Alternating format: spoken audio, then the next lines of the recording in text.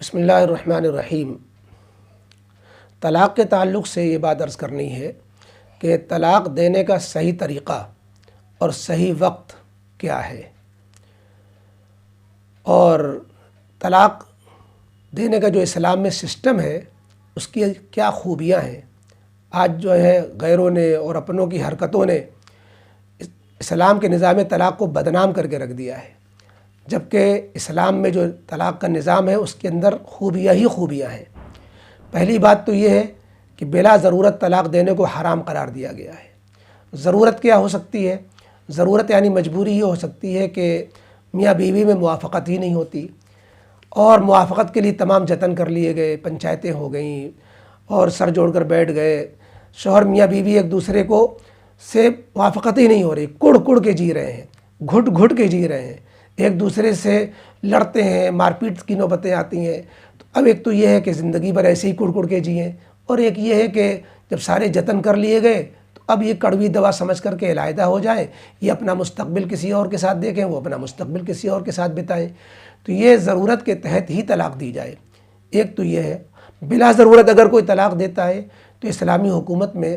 یہ اس کا بندوبست کیا گیا ہے کہ معاشرے میں، سماج میں بلا ضرورت طلاق نہ ہو۔ حضرت عمر فاروق رضی اللہ تعالیٰ عنہ ایسے شخص کو جو بلا وجہ بیوی کو طلاق جس نے دی اس کو کوڑے لگائے، تو معلوم یہ ہوا کہ کوئی مناسب سزا رکھی جا سکتی ہے بلا وجہ طلاق دینے پر، یا کوئی معقول وجہ بیان کرے۔ اور جب بھی انسان طلاق کو دینے کو سوچے تو وہ اس میں مشورہ کرے، 10 لوگوں سے سر جوڑ کے بیٹھے، سوچا سمجھا فیصلہ ہونا چاہیے طلاق کا، کوئی جو ہے غصے کا اور جو ہے عجلت کا اور جو ہے بلا وجہ بس کہیں سوچ فیصلہ نہیں ہونا۔ جیسے نکاح ہے، نکاح میں انسان مشورہ کرتا ہے، بیٹھا جاتا ہے اور جو ہے سوچتا سمجھتا ہے، استخارہ کر لیتا ہے، ایسی طلاق دینے سے پہلے 100 بار سوچنا چاہیے۔ پھر طلاق دینے کا ایسا طریقہ اختیار کرنا چاہیے جس میں نکاح فوراً ختم نہ ہو۔ طلاق دینے کا ایسا طریقہ اختیار کرنا چاہیے جس میں فوراً نکاح ختم نہ ہو۔ ایسی کون سی طلاق کا طریقہ ہے؟ شریعت نے بتایا ہے کہ تم طلاق جب دو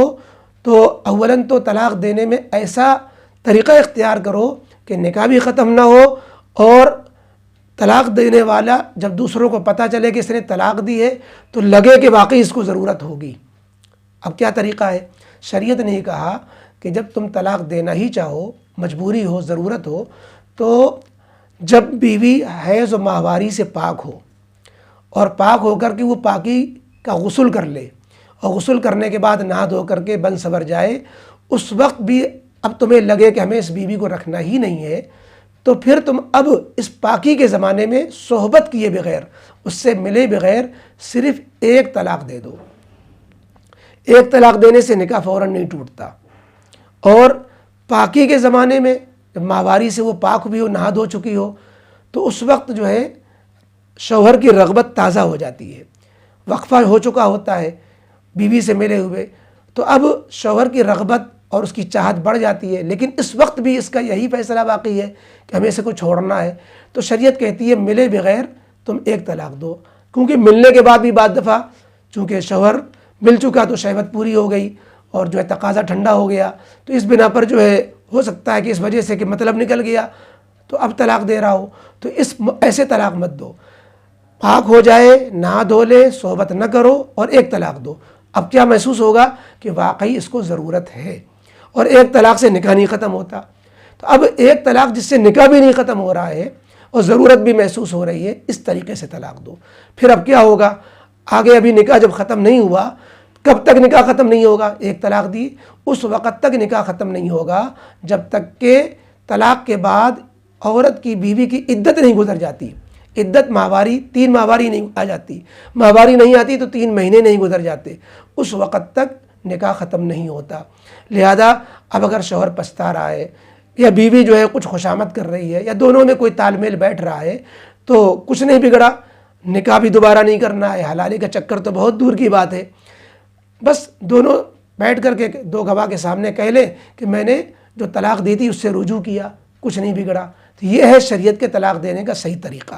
اس میں کچھ نقصان نہیں ہوتا، بڑے چانس ملتے ہیں۔ اور جب عدت ختم ہوگی اور شوہر اپنے طلاق کو رجوع نہیں کرے گا، تب جا کر کہیں نکاح ختم ہوتا ہے۔ لیکن اس ایک طلاق کا فائدہ یہ ہوگا کہ نکاح ختم ہو جانے کے باوجود، یعنی عدت کے بعد جب نکاح ختم ہوا تو پھر بھی اگر دونوں پچھتاتے ہیں یا مشورہ ہوتا ہے یا اولاد کا منہ دیکھتے ہیں تو دوبارہ نکاح کر سکتے ہیں۔ اس میں کسی تیسرے کے بیچ میں آنے کی ضرورت ہی نہیں ہے، حلالے وغیرہ کوئی چکر ہی نہیں ہے۔ تو یہ ہے اصل میں شریعت کا سسٹم جس کو قرآن نے سورہ طلاق میں بیان کیا۔ اذا طلقتم النساء فطلقوهن لعدتهن واحصوا العدۃ، اور حدیث پاک میں اس کی تفصیل بیان کی گئی۔ اب اندازہ لگائیے، شریعت نے طلاق ضرورت کی وجہ سے اس انداز کی رکھی کہ اس میں کوئی کہیں سے پریشانی نہیں ہے، لیکن لوگ شریعت کے نظام طلاق کو فالو نہ کر کے اور ایک ہی بار میں 3 طلاق داغ کر کے شریعت کو بدنام کرتے ہیں۔ ایسے لوگ تو کوڑے کھائے جانے کے مستحق ہیں، اس لیے کہ انہوں نے شریعت کے نظام طلاق کو غلط ڈھنگ سے استعمال کیا۔ اب یہ کہ 3 طلاق دے تو پڑھے نا، ایسا بھی نہیں ہے۔ 3 طلاق تو بندوق کے چھرے کی طرح ہے، وہ جیسے بھی دگے گا، ارادے سے بلا ارادے کے، اور جو ہے 1 بار میں یا 3 بار میں، تو ظاہر ہے کہ وہ تو پڑے گی۔ جیسے زہر کوئی کھائے گا، کھلائے گا تو اس سے تو نقصان ہوگا ہی، کوئی کسی کو قتل کرے گا تو وہ مرے گا۔ اب مثال لیجئے، شریعت میں یہ ہے کہ جمعہ کی اذان ہو جانے پر خرید فروخت نہ کرو، لیکن کسی نے سامان بیچا، کسی نے سامان خریدا تو وہ اس کا مالک ہو جاتا ہے، خرید فروخت وہ نافذ ہو جاتی ہے، ویلڈ ہوتی ہے۔ ایسے ہی اگر کوئی غلط طریقے سے طلاق دیتا ہے، مثلا منع ہے کہ حیض کے زمانے میں طلاق نہ دو، وہ ماہواری میں طلاق دے دیتا ہے۔ حکم ہے کہ تم جو ہے جس پاکی میں صحبت کر لی اس میں طلاق نہ دو، کوئی اس کے بعد طلاق دے دیتا ہے، کوئی جو ہے 3 طلاق ایک ساتھ دے دیتا ہے۔ یہ سب غلط طریقے ہیں طلاق کے، لیکن کوئی ایسے غلط طریقے سے طلاق دے گا تو طلاق تو پڑے گی، اور جب پڑے گی تو شریعت میں 3 طلاق کا نتیجہ یہ رکھا گیا ہے، 3 طلاق کا اثر یہ بیان کیا گیا ہے کہ اب یہ میاں بیوی دوبارہ آپس میں رشتہ قائم نہیں کر سکتے۔ اب بیوی کو چاہیے دوسرا راستہ لے، شوہر کو چاہیے دوسرا راستہ لے، لیکن ایمرجنسی کوئی ایسی شکل اگر پیش آ جائے کہ بچے ہیں یا کوئی اور مسئلہ ہے کہ وہ بیوی خود چاہتی ہے کہ ہم اسی شوہر کے پاس آ جائیں جس نے 3 طلاق دے رکھی ہے، اولا شریعت کہتی ہے شوہر اس لائق نہیں ہے، اب مت آؤ اس کے پاس، تم اپنا دوسرا راستہ دیکھو، لیکن پھر وہ چاہتی ہے تو شریعت کہتی ہے کہ تم اب اتنے جتن کے بعد ہی آ سکتی ہو، ورنہ اس شوہر کو مت جو ہے فائدہ پہنچاؤ، اس شوہر کے ساتھ مت رہو۔ شریعت ناراضگی جتلاتی ہے، لیکن اس میں بیوی کا نقصان نہیں ہوتا۔ بیوی کا جب نیا نکاح ہوتا ہے اور اس کو نیا مہر بھی ملتا ہے، نیا نکاح بھی ہوتا ہے، پھر جب شوہر طلاق دے گا صحبت کے بعد، دوسرا شوہر جو حلالہ جس کے لیے کہہ رہے ہیں، وہ پھر اس میں عدت کا نفقہ بھی ہوتا ہے، تو اس لیے بیوی کا کہیں سے نقصان نہیں ہوتا ہے۔ یہ تو شوہر کے لیے عذاب ہے کہ وہ شوہر جو چاہتا تھا کہ میری بیوی کو کوئی نگاہ اٹھا کر نہ دیکھے، اب وہ اس شوہر کے پاس وہ بیوی آ ہی نہیں سکتی جب تک کہ دوسرے کے نکاح میں نہ جائے اور دوسرا اس کے پاس رہے نہیں۔ اسی لیے حدیث پاک میں فرمایا گیا کہ وہ جو حلالے کے نام سے نکاح ہوگا وہ لعنت کا مستحق ہے، یعنی حلالے کے نام سے کوئی شریعت میں نکاح نہیں ہے۔ نکاح حلالہ یہ شریعت کو بدنام کرنے کی سازش ہے،